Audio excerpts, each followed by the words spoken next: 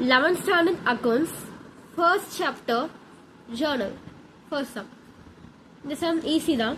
Complete the accounting equation தந்திருக்காங்க. Asset find பண்ண சொல்லியிருக்காங்க அப்படின்னா மட்டும்தான் நம்ம ப்ளஸ் பண்ணணும். அசெட் கண்டுபிடிக்க சொன்னால் மட்டும்தான் நம்ம ப்ளஸ் பண்ணணும். மற்றது என்ன கண்டுபிடிக்க சொன்னாலும் நம்ம மைனஸ் தான் பண்ணணும். இதுதான் கான்செப்ட்.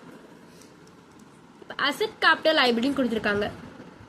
அசெட் கேபிட்டல் கொடுத்துருக்காங்க. ஸோ இப்போ அசெட்டையும் கேபிட்டலையும் மைனஸ் பண்ணால் நமக்கு ஆன்சர் கிடைக்கும்.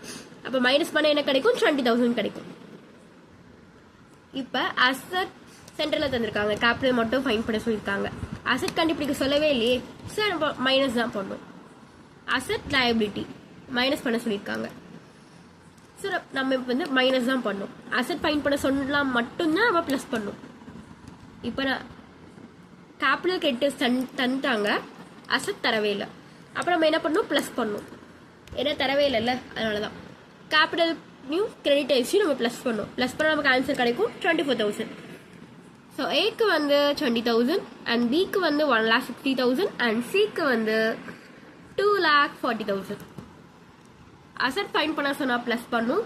மற்றது என்ன ஃபைன் பண்ண சொன்னாலும் நாம் மைனஸ் தான் பண்ணணும். That's all. ஈஸி தான். தேங்க்ஸ் ஃபார் வாட்சிங். அண்டர்ஸ்டாண்ட் ஆகிருக்கும்னு நினைக்கிறேன். And subscribe for more videos.